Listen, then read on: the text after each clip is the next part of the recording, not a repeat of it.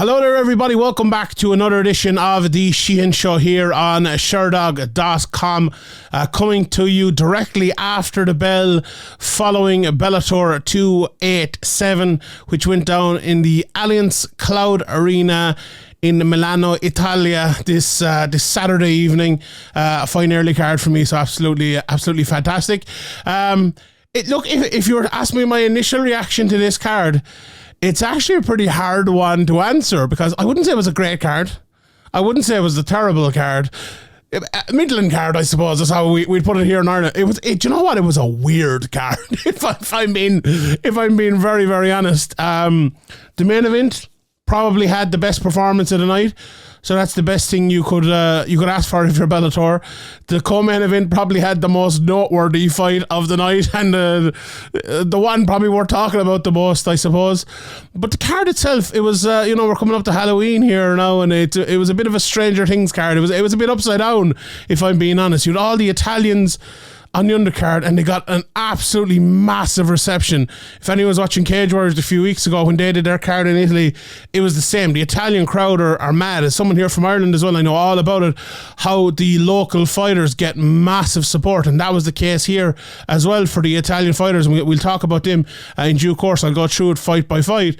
But then it came to the main card, and there was no Italian fighters on it. You know, Piccolotti, who is, I would assume, Italian-American, like an Irish-American in Ireland, though, you're not going to get the reception of someone from Italy or someone from Ireland, and he didn't get that reception.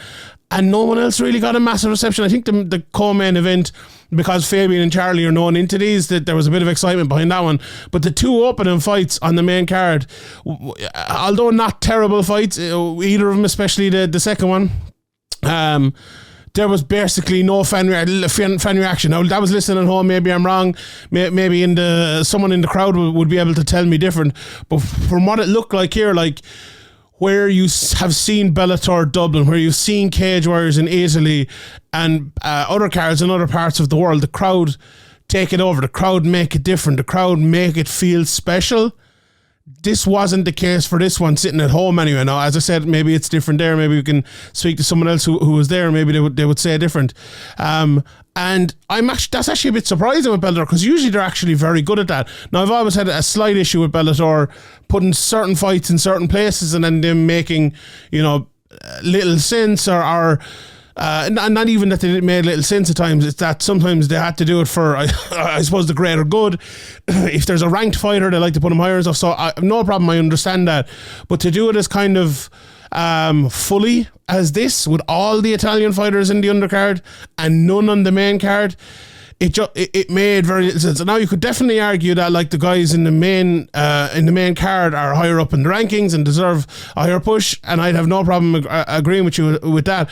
But you have to realise where you are as well. Like, that's the thing the UFC have done an awful lot recently, is like not realise where they are and do it that way. And I've always given Bellator credit for that they have done that. Maybe not as much as I'd like, sometimes too much, but they've always made that effort. And this one, they made the effort to get the Italian guys on it, but they didn't make that effort to kind of put him there, like they put Queally up higher in the cards, like they put Kieran Clark up higher in the cards, or Brian Moore, whoever it might be, in Ireland.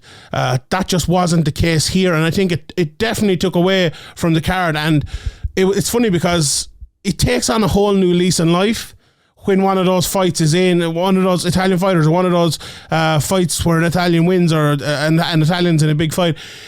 It just changes everything, because, if it's a big win, people will be up for the next fight, or they'll be getting ready for the fight before it. When there was none on for the last 4 fights, I'm not sure if people left, but it sounded like people left in terms of audibly. It didn't sound like I didn't hear people walking out or anything like that. But that's the one criticism I would give it. But, all in all, they did put on a lot of good Italians, and they did have an unbelievable crowd there for the first half. So maybe the next time they go back, that's something they can adjust and make better. Right, let's get into some of the fights here. Let's talk about the main event. It's a fight that doesn't take much analysis, to be honest. This is not one I'll be breaking down here for the next 20 minutes, because it was a real destruction. Mansour and Adam Piccolotti there was like, you look at the fight at the very start. If you watch the first 10 seconds of the fight, and you hear me saying, "Oh, this is going to be this was a destruction," you think it'd be the opposite way around, because Piccolotti got a very, very easy takedown, but Barnaoui immediately swept him. Like, immediately. Piccolotti got into an omoplata. We know about omoplatas in modern day MMA. They're not going to stick. Barnaoui got his back. It's weird, right? You're watching this, and I'm looking at my notes here, and I was taking notes during the fight, but you look in the position, and you know, I think it was in the second round where Piccolotti where he took the fight down, and I kind of take down, and I look back up, and Barnaoui had his back, and I'm like, what happened there? It's like, he's so quick at getting your back. It was just unbelievable. In that first round, he got the back and he dominated, and he's just, to look at him, he's so smooth on top. Just so unbelievably smooth on top. It's absolutely unbelievable. In the second round, again, then it was another Piccolotti takedown, and I'm kind of thinking to myself, if you just got a takedown in the first round, he went for a few arm bars and he did a few things and he stayed active, but like, you got basically destroyed by a guy who's much, much better than you. And you take him down again, and that was the position where Barnaoui took his back and where he made it look easy. And once he took it in, there was a stage in that fight, and let me just check the time it ended. It was 2:51, so it felt like maybe 2 minutes, maybe a minute, minute 45 or something like that, where Barnaoui was kind of struggling to get the second hook. He had one hook in, and while on his back, while Piccolotti was moving around, like getting to his knees or getting to different hips and moving around, and he never once lost control, even though he didn't get that second hook in at any time until the end of that, if you get me. And he actually tried to put one hook in, I think it was on the right hand side, Barnaoui did, from the back, and the left hook fell out, and he's still dominating, he's still controlled, even with one hook in with the other hook. Now, I'm not a jiu-jitsu expert or anything like that, but I guarantee you wrestlers and jiu-jitsu players will tell you, to control with one side, or to do something, say, left hand heavy or right hand, or left leg heavy or right leg heavy, I suppose in this is a very tough thing. And to switch and do it the other way around is nigh on impossible, and he did it. He did that so well, and he was able to control well with both sides. It was like a 2-footed soccer player or something like that. It was just something I really noticed, and someone with a better grasp of the grappling game, or maybe a black belt or something, would be able to discuss that and break it down better than me. But with the eye of someone who just watches fights and enjoys them, even I was able to see how good that was. And sometimes you just see a guy and you think, God almighty, this guy's a different level. I was talking last week on a podcast thinking, I need to watch a bit more of him, and they were talking about the fact that he hasn't fought in a long time. He's only 30 years of age, but he hasn't fought since 2019. I went back and I watched a couple of these fights, and look, you could see the quality. But 3 years out of the game, the opposition in some of the fights mightn't be the best in the world. I know he's fought some very good guys, including Gamrat and Bushinger, as we mentioned before. But when you're going in there against someone like Piccolotti, who's ranked high in Bellator, who's been around for a while, you're thinking, not that he won't win, or not that he'll struggle or anything like that, but will he be able to show that level of domination, look that good? And by golly gosh, he did. He looked absolutely just fantastic, just absolutely superb. And in that division as well, lightweight, they're talking about the tournament starting here soon. He's one I think would rip up that tournament. He's a guy they need to get into that lightweight tournament. I've been saying as well with this lightweight tournament, so they had the 135 pound tournament, and it's some great fighters in that 135 pound tournament. I think Stotts has been a revelation. I think he's a fantastic fighter, but there's also a couple of fighters maybe that have been in Bellator a long time and have got their opportunities and got big fights. I wouldn't mind seeing them lads just having big fights outside of the tournament, and now as well as we got to 155, and putting the guys who are maybe on the way up, or say big headlining draws into that tournament as well. I think that'd be a cool way of doing it. And don't just put the first 8. Bellator's not about that. Bellator's always been about, and Scott Coker indeed, has always been about the entertainment, and I think that's what he needs to do. Now, by the time it comes around, maybe Barnaoui will be ranked up there, but yeah, I would love to see that out of Bellator, and I'd love to see him in the tournament if it comes off. Is it officially? Maybe it is official. I think it is official. But yeah, he got the win anyway in the end. Did I even say it? He got the rear naked choke win. He trained with it a couple of times at the back. Piccolotti did well to survive. He did very, very well to survive, but this was Vega versus Arax. If anyone watches House of the Dragon, that's what this was. This was just a destruction. One fighter who is top level, and another one who's very good. And it was an absolute destruction, and a great win for Barnaoui. And a guy you're looking at in that division and thinking, oh, it's going to be tough. Like him versus a lot of those guys. It's going to be very, very interesting. Pitbull or Magomedov. I wouldn't be surprised if they gave him someone even like a Quealy who's been towards the top of that division. Him versus Benson Henderson. I'd love to see that fight. Love to see it. But long way to go, I suppose, yet in terms of when he gets to the top of the Bellator division. It'll probably be 2 or 3 fights, I would say, considering this was his first there, but he's well able for it. So let's move on. Let's talk about the co-main event, Fabian Edwards versus Charlie Ward. And this was another bizarre fight on a bizarre night. Let's just run through the fight first and then we'll get to the madness, I suppose. Very slow pace to start. Very, very slow. Fabian was trying to play, he played that range game. He said it in the actually before the fight even started. They did just this, maybe it's the best ever preview Bellator have done for a fight. It was hilarious. Just they interviewed Charlie in his gym in Tullamore, and interviewed Fabian, I assume in Birmingham, or maybe in, I don't know, it was in Italy maybe or somewhere, but it was in Birmingham, I'm pretty sure.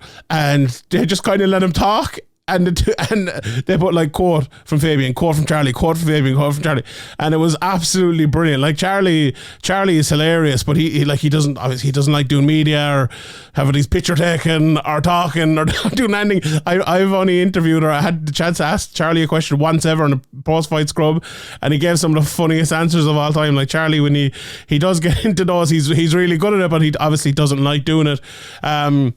But in that interview he gave there, it was absolutely brilliant and hilarious, and he meant every word he said as well. And it was, if you haven't checked it out, it's there's no great massive production value in it or anything, but just the words they said were just funny but brilliant at the same time, and it was great. I really enjoyed it. But as I said, the fight started at a very, very slow pace. Fabian, in the preview, he said with the range game. And I actually don't think he used the range game that well early. It was when Charlie actually kind of came forward a little bit and came maybe a step into range that Fabian actually had success, and he wobbled Charlie with a head kick. Hit him with a few good shots after that.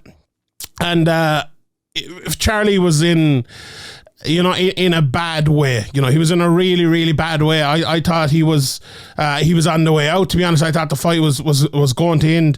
But Fabian kind of, he fell over off the second head kick, I believe it was. And I haven't watched the fight back, but that's what happened. I believe Fabian fell over off the second head kick, and Charlie landed. Charlie landed in mount. Charlie landed in the full guard, and he landed some good ground and pound from there. Not too much, I suppose. Fight got up late, and Charlie landed a lovely short shot inside on Fabian. So Fabian won the round because he almost knocked Charlie out. Charlie was very, very badly wobbled. Charlie didn't do enough to get the round back, but it was closer to a 10-9 to Ward than it was a 10-8 to Edwards, if you want to put it that way, but a definite 10-8 to Edwards in my opinion. The second round, Fabian just came out as no one was expecting and took Charlie Ward down. Just took him down immediately, nearly into the mount, but didn't get it, but got the back from that. Got 2 hooks, almost got the rear naked choke, but Charlie got out. And then this is where the bizarrity started. Is it bizarrity award? I don't know. The bizarreness started.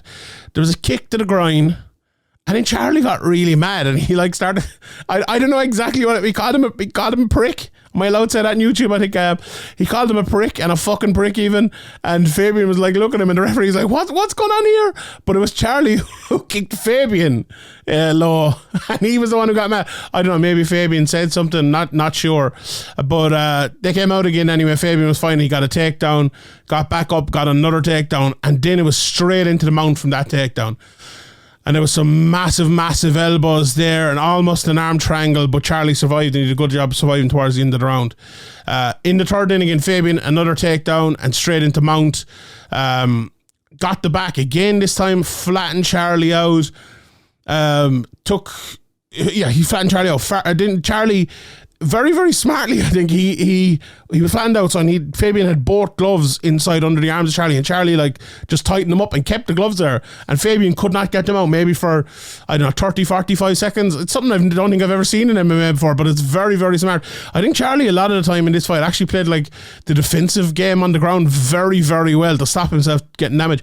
It's one thing I always wonder, when a lad is taken down and he's on the bottom, why isn't he just holding on and doing nothing and hoping for a takedown? Just holding a lad right into him, getting that gable grip or whatever it is and just holding the lad on top in. And now it's easier said than done, and the strength, and there's ways of getting out of that as well, I suppose. But I think Charlie did things like that very, very well. Anyway, eventually Fabian did get out. And the body triangle was just very, very tight.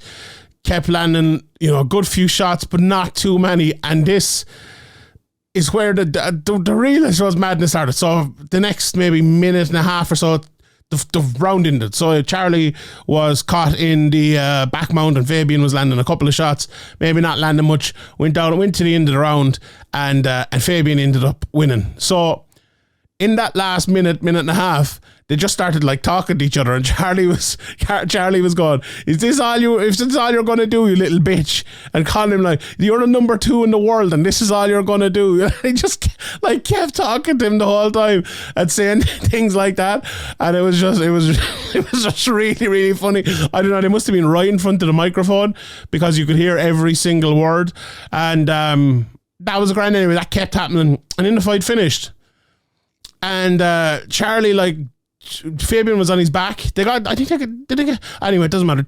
Fabian was on his back, and Charlie jumped down as if to give him a hug, but it looked as if he was attacking him as well. No, he wasn't attacking him as it proceeded, but the referee kind of jumped in and he was kind of pulling them apart, and then they were standing up, and then they were giving each other little bits of headbutts, but not actual headbutts, but just nodding at each other, but then saying, "Oh, great fight." It was weird. It was so bizarre, so weird. But yeah, at the end of the day, Fabian came out in his press conference, or his post fight in cage interview afterwards, and he said sorry for the shit fight to the crowd, which it wasn't that shit. It was an okay fight. It wasn't a great fight. It was kind of like the night. It was bizarre, more than good or bad.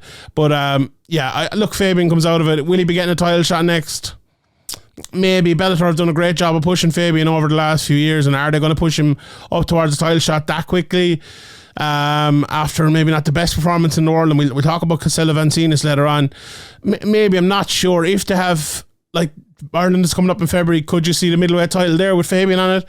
I could. I'm sure they'll be going back to the UK at some stage, maybe in the new year. Would they like to see Fabian there? But the fact that Leon is fighting for a title, possibly or probably in the UK as well, I could see that happening. So big time ahead for Fabian. And for Charlie, look, I don't think Charlie's stock fell much after this. A lot of people were expecting Charlie to lose badly or get knocked out or anything, and he didn't. He survived there for a long time, had some moments himself. It was a close round one. So Charlie definitely didn't disgrace himself, and I think he'll be back 41 years of age as well. It's a pity, I suppose, for Charlie didn't get to MMA a little bit earlier and have the time and the effort he put in here. You saw Kieran Davern, his trainer, talking. I saw one of his fitness trainers as well. I think it's Shane Flynn, is it? Charlie was in absolutely phenomenal shape, and I think he can be proud of the effort after that. But then we had those two fights. I'll just go through the rest of the main card before we get to the prelims that I spoke about earlier on. So Saul Rogers versus Tim Wilde, and Justin Gonzales versus Andrew Fisher. These were the two fights that the crowd were hardly even watching, if I'm being honest. Now, Rogers and Wilde, that was actually pretty good fight, to be honest. Round one was all Saul Rogers wrestling. He took Tim Wilde to the ground, and while watching it, even at the end of the round, I was kind of thinking, and I gave Saul as one of my bets of the week, and I was 100% wrong in this one. And I was kind of thinking, all right, let's get the screenshot ready. Let's get it out. My bet's going to be right, but that didn't transpire for the rest of the fight.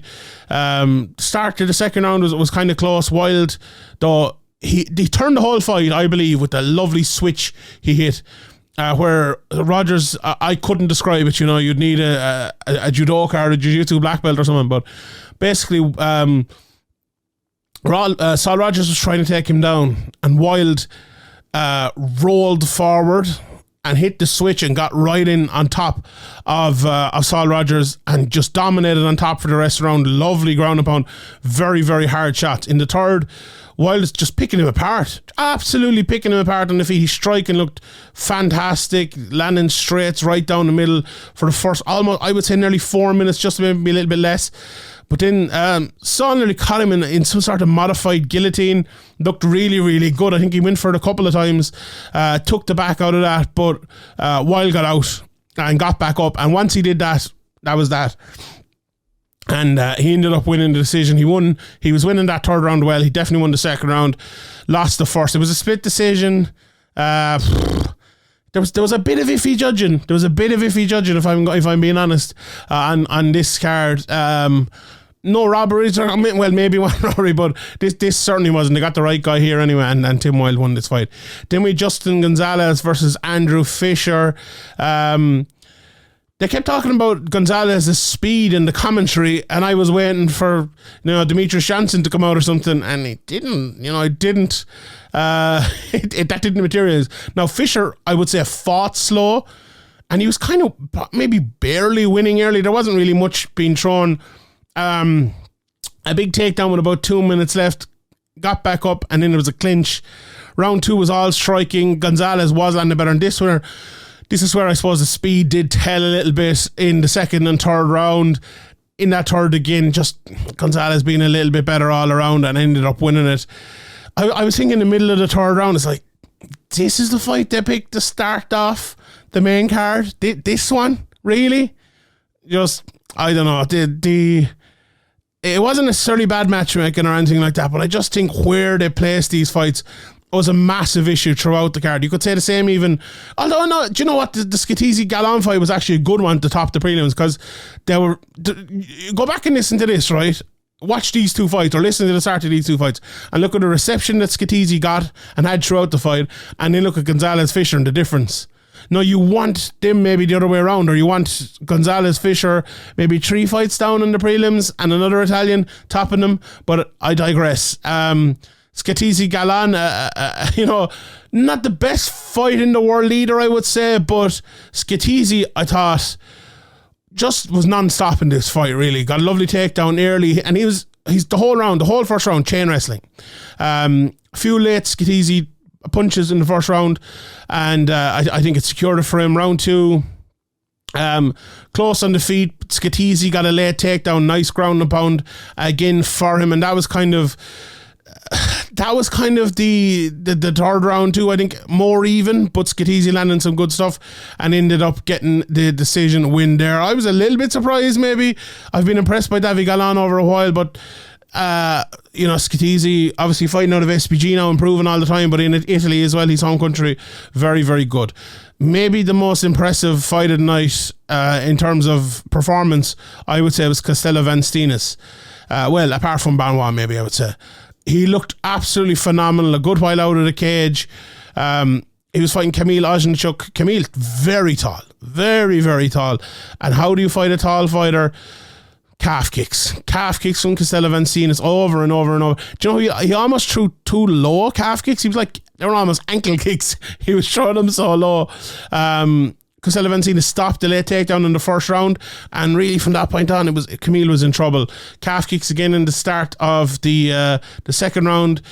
Big right hand from Costello, up the pace, landed a big barrage, and got the dart stroke. Now, this was a fight. I was on the One Championship post-fight press conference call the other day, and Regan Ersal was there, the kickboxer, and he was saying about how he fought a slower pace in the start of the fight and up the pace in rounds 3, 4 and 5.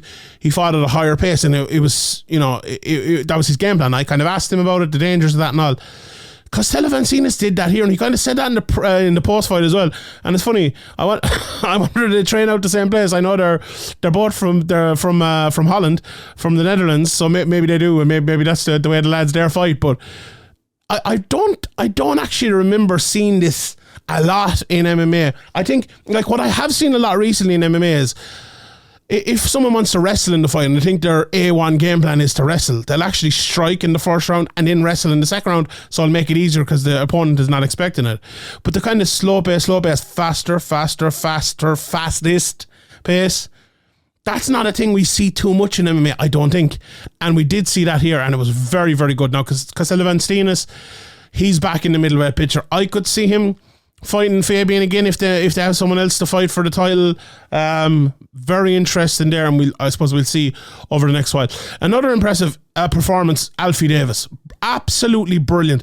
And for me, the commentary was annoying me during this because they kept complimenting Gouti's forward pressure. I'm watching this and I'm thinking, Davis is absolutely picking him off. And it wasn't until they showed the stats that I think that they changed, because at one stage it was like, what was it, 30-12, and then they showed it later on, it was like 172 punches to 32 punches or something like that. And like, anyone watching the fight could tell you, I don't know what the lads were doing in the commentary box. Anyway, I'll digress on that as well. But it was all off the back foot. Alfie just picking him off. In the second round, Gouti kind of hurt his arm. Not massively sure what actually happened. Body kicks from Alfie all day. Very, very good. All in. Closer third round. I think Alfie kind of maybe got a little bit tired and Gouti started throwing more because he knew he was down. But an easy win. I scored a 30-27. I think all three judges did as well, if I'm not mistaken. But Alfie Davis won that. The fight after that, Chiara Pacheco against Manuela Marconetto. A lot of people calling this a robbery. Now, I need to go back and watch it. I'll be honest, I wasn't watching this. This isn't one of the fights I was expecting to be breaking down in great detail. I did watch it, and to be honest, I was kind of on the side of everyone else as well. Now, as I said, I'll need to go back and watch the full thing again to give it a complete breakdown. But Penco won the split decision. I thought Manuela won it. I think most people thought Manuela won it. So, that could be one of those ones at the end of the year where we're looking at the most questionable decisions of the year. But it was a fight. Look, if you want to trust the judges, absolutely trust the judges. I would as well. So they know a lot more than me. There wasn't a great deal of immediately impactful shots landed. It did feel like Manuela was landing the more shots. But when you're sitting cage side, sometimes it seems a lot different. So, yeah. Yves Landu then beat Walter Cogliandro, who's fighting out of SPG. A lot of SPG Italians on this. Landu got a takedown early. Walter was way stronger than him, got back up and swept him. Swept him first and then got back up. Walter was close to getting an anaconda but didn't get it. Massive right hand from Yves, then extremely close. Round one. The second round, big Yves takedown, Americana. And he had an Americana, and he was like, I don't know, was he talking to John Kavanagh or was he talking to his own corner? Who he was talking to? But he was talking to someone, and in the anaconda was like not even close. Used the Kimura to get into mount. That was really, really smart, really intelligent. Maybe he did it the first one for the second one. Walter got out but took heavy ground and pound, and Yves was winning on the feet. Then Yves was winning on the feet again in the third and on the ground. Crucifix late, but the fight went to a decision. And Landu ended up winning there. Simon Biyong, though, he got a finish against Dragos Zubco. This was a very nasty finish. It looked like Zubco was badly hurt, but he got up pretty quickly after that. But yeah, it looked nasty. I wouldn't criticise the referee or anything here either, though. I thought he did a good job. I think it was Jaron Villel stopping it.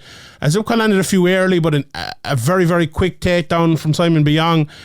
Zubco got up, takedown again into the mount, good ground and pound. Definitely round one for Biyong. Same again in round two, takedown, mount, ground and pound. And it was a weird one because there was like, he was in the mount and he was landing 1, 2, 3, 4, 5 shots. And he was kind of stopping. He's like 1, 2, 3 shots. Stopping. 1, 2, 3, 4, 5. And he was like, you land, instead of 5, land 7 or land 9 or land 5 and 5 more immediately afterwards, you'll get the stoppage there. But it felt like he threw maybe 4 too many barrages. If he'd put them together, he would have got it finished earlier. But I think the ref in the end finished it. Like, Biyong is a massive prospect, a very, very, very good fighter. Luke Trainer, who we'll talk about in a second, in his last fight before this. I know he's a couple of losses in his career, but I wouldn't be too bothered about him if I'm being honest. Only 31 years of age at the light heavyweight division. Massive prospect coming through. Nicolo Solli then got the win over Kamara, which is easy for me to say. Nico won round 1, but he's wrestling round 2. Nico looking for an armbar, but Kamara landed some huge ground and pound and won the round on top. Round 3, there was 3 minutes and 30 seconds. I've written in my notes here for clinch. Just clinch. So he landed a big punch, almost got a rear naked choke, and won the fight because of that. Hopped into the crowd. Great scenes. Another one of the Italian guys who, being Italian on an Italian card, really, really helped. So there's a there's a few of them there who we've talked about who got great receptions, who the crowd were mad for in the middle of it, and it was fantastic. So Saul was probably the best of them all. The reception he got was crazy and very, very good. Luke trained in very quick. Let me just check the time here. 1 minute 54 seconds. It seemed quicker than that, if I'm being honest. All we had here: front kick, takedown, rear naked choke. Easy. Luke Trainer, great fight, a great win to get him back into the win column. Andrea Fusi and Stephen Hill then, Fusi fighting in the SPG Ireland, not a great performance, if we're being honest. Hill won rounds 1 and 2 with wrestling, outstruck him for half round 3 and then out wrestled him. One judge gave 1 round to Fusi. I don't know where he got that from, if I'm being honest. This was, I could hardly pick out a second of Fusi winning this fight, never mind a round.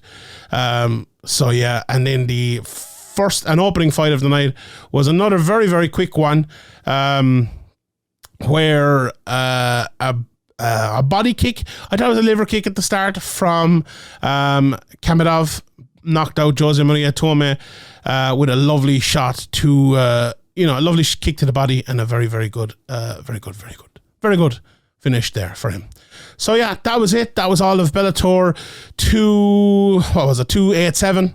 All in all, as I said, middling card, bizarre sort of card, some great Italian performances, great Italian crowd, and onwards we go to the next Bellator 288, I believe, usually comes after 287. And what a great card it is. November 18th, Vali Nunkov versus Corey Anderson, Patricio Ferreira versus Usman Nurmagomedov is on that card as well, so really, really good there. And until then, well, I'll see you before that, but my name is Sean Sheehan for Sherdog.com, and I'll see you all next time.